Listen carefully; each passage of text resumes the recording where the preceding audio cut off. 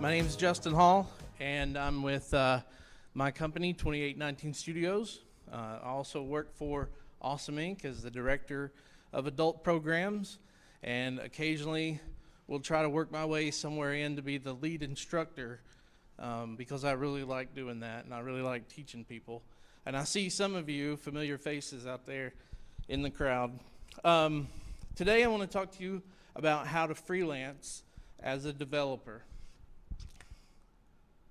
So one thing about freelancing that I think is a kind of a myth, it's like, okay, I want to freelance, but do I need to make an LLC or some kind of company for that? You can actually freelance as a DBA. So I'm not going to go into that a lot, but that's going to be one thing that you may want to do early on when you're thinking about building or building a company or going out as a freelancer. Freelancing is projected to grow, and even though there's been a shift lately in tech, and especially with layoffs and different things, it will probably grow more as things are now kind of looking like downsizing or shrinking, and focusing more on small kind of companies rather than these big, large tech entities. And I get occasionally a little dry mouth, so I'm going to take a drink every now and then. So fields and professions and industries where freelancing is predominant, believe it or not, music, writing, acting, computer programming, web design. Those are the two things that I'm going to talk about, but also graphic design, translating and illustrating, film and video. There's all kinds of that type of work. So this, what I'm going to tell you, kind of applies really to to all of those. But I'm also going to talk specifically about how my company, 2819 Studios, kind of goes about being a freelancing entity. So today, you have entrepreneurs, businesses, organizations that are in some kind of state of flux, right? They are innovating, they're attempting to leverage technology, whether that's to help the underserved or to change the world or provide a creative service to a local community. Everybody's trying to think and leverage technology. And so those that can learn quickly, pivot, and deliver are in high demand. Okay? So you want to freelance. We're going to assume that today. So I call this the Freelance 5.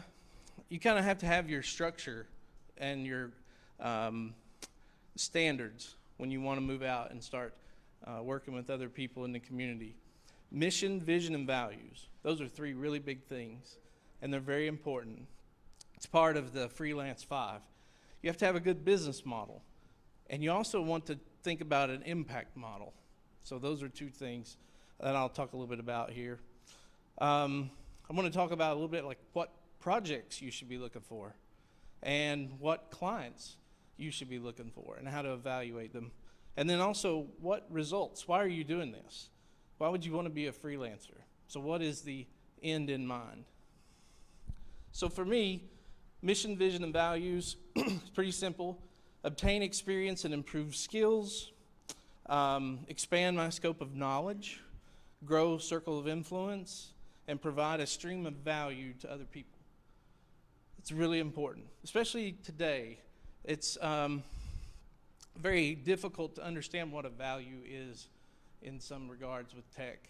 And so a stream of value is kind of abstract, but what that really means is I'm somebody that you can depend on, and I'll constantly be trying to provide value.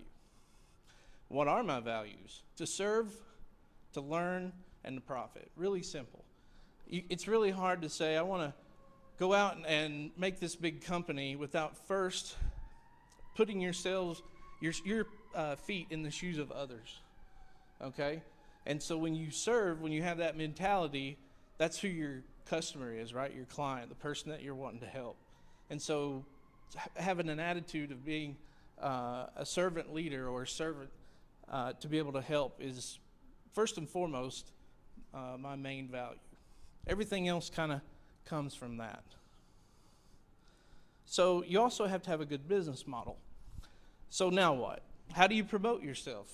Yeah, we're going to talk business.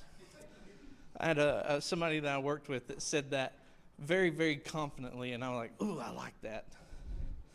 So how do you promote yourself? How do you develop a book of business? How do you develop a reputation? What should you avoid? So how do you promote yourself?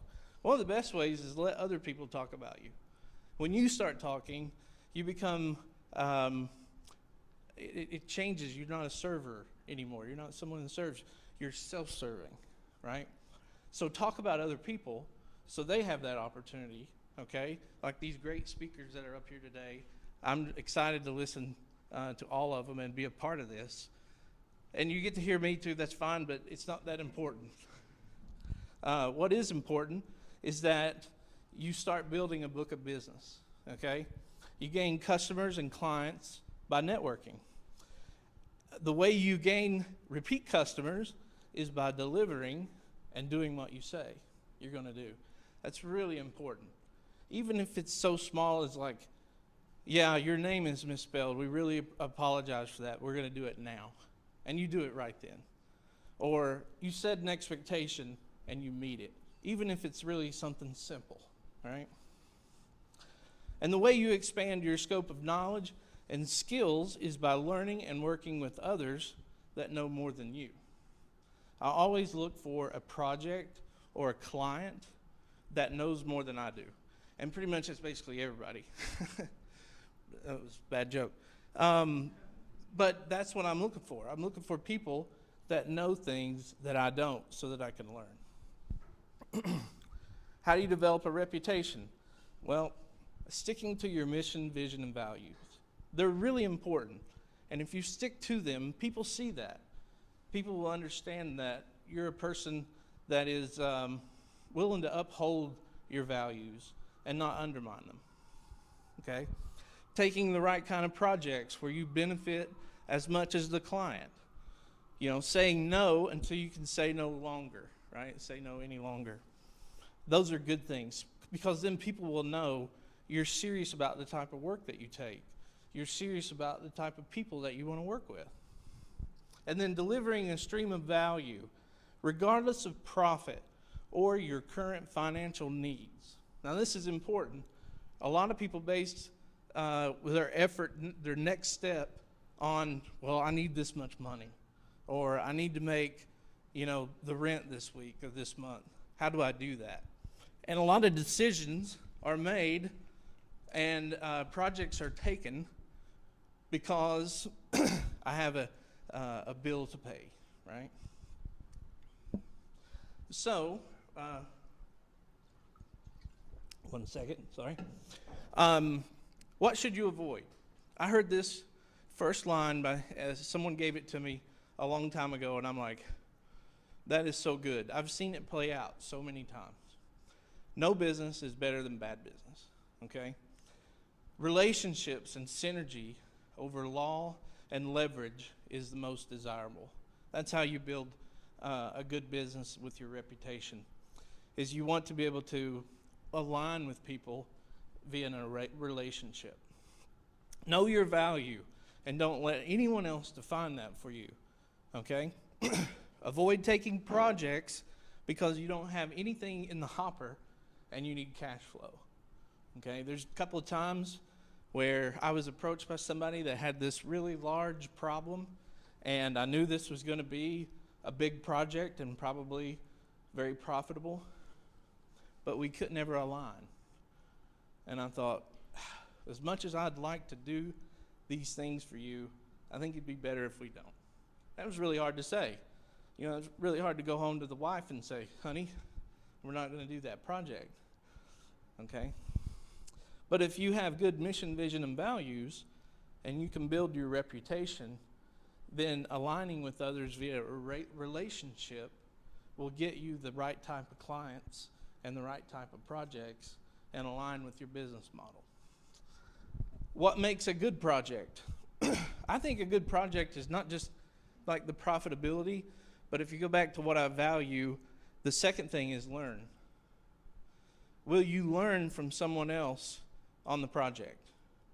Will you use what you learn more than once? Now, I love WordPress. Ow, sorry, that hurt. As just as much as everybody else. But sometimes you get into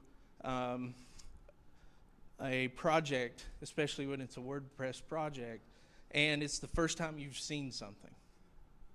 That takes a lot of time. That takes a lot of effort. If you can do something that you can learn one time and be able to implement it many times, now you've grown and you understand what a good project is, because it'll be a good project.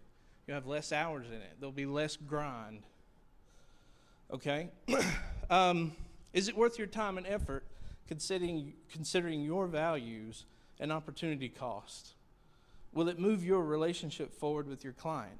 I've taken projects that really I've lost money on because I wanted the relationship with someone because I could learn from them, or I could understand a little bit deeper about their business and then be able to have an opportunity to, again, provide some value. What makes a bad project? Anytime you have a middleman between the check writer and the source of truth, you have a potential for collapse. I've made things before. I think we've made a website, and I had a really bright red button on the front page, and everybody okayed it. I show it to the boss, and I'm doing the demo, and like nothing else mattered. It was that red button, and it was the worst thing ever. And so that wasn't an expectation that was planted. That wasn't some knowledge. That instantly turned into a bad project. But that happens. When a project focuses on new technology that doesn't have adequate resources, even going back to Ember's accessibility, that's not new technology, but it's kind of like the last thing we think of sometimes. And so knowing that and having those resources and understanding in your circle of influence will help you reduce those kind of risks, and you won't get stuck. So having him speak about that, now I'm more aware of that way to do a phone number thing. That was pretty cool. Or the project uses an old technology. You will get stuck. And the Bluegrass Developer Guild, Awesome Inc., and the other entities that are here in our local community can help you get unstuck, right? All you have to do is reach out. Clients. What makes a good client? Somebody with a lot of money. No, that would make okay, but the one thing I think first is that they realize you're an asset and will invest in a relationship with you. Okay? Not just take a project, throw you a bone, good to go. Hey, let's go have coffee. They realize that you can provide a value by trusting in your ability and skills, right? Will listen and appreciate your honesty, and will pay you for what you're worth. Another one is, are they an informed buyer of the specific thing you're selling or the industry you're in? And where this is tech, you have to kind of be an informed buyer. I had a client one time that says, yeah, it's going to be really simple, quick project, no problem. You should be able to do it in your sleep. But I want a button right here, and when you click it, it knows automatically what they want. Yeah, that'd be great. I could sell a bunch of those buttons. That's not really informed, and that's really difficult when you have a client sometimes. Have you heard the term EGR? Extra grace required. And so you can go to that client and say, I'm not just going to work with you. I'm going to help level you up so you're now an informed buyer. Okay? And then results. Ultimately, we all want good results. We begin with the end in mind. We decide what the objectives are first. Learn, profit, cash flow, opportunities, ownership. Why are you doing this? That's why it's important to know your mission, vision, and values, and your business model. Track your overall and individual project progress. I had a boot camper recently that said, hey, I'm going to do this project. I was like, great. Is it a job? They said, no, not yet. I said, are you going to get money, or is this going to be something you're going to be able to profit from? Well, no, I'm going to do it for free. I was like, okay, why? Because I want to be able to track my progress. I was like, whoa, where did you go? Awesome Inc. Boot Camp? They do a pretty good job. No. But hold yourself accountable to your goals and values. Review your process often and seek feedback from those that are smarter than you. Easy. Best practices, mutual NDAs are good. I consider them an ally. Don't agree to ever deliver something that you don't feel comfortable or confident in. And what does that mean? Like, well, I can say I can do machine learning because I saw a YouTube video and somebody else did it, but I've never done it. And so if you came to me and said, hey, let's do that machine learning project, I'd say, well, I haven't done it yet. Now, some people would say, well, I don't want to say what I'm not really good at, but you really want to be honest, right? Always work with a scope of work that you can define and agree upon. Okay, a lot of times people will say, yeah, let's just keep it kind of loose.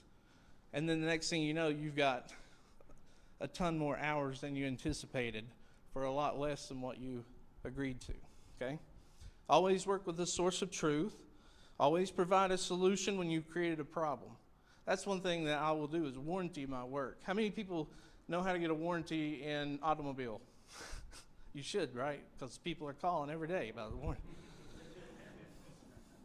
But it's a real thing.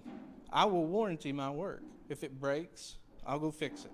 Now, if it's something they do, I'm willing to say, look, let's work it out. That's a relationship.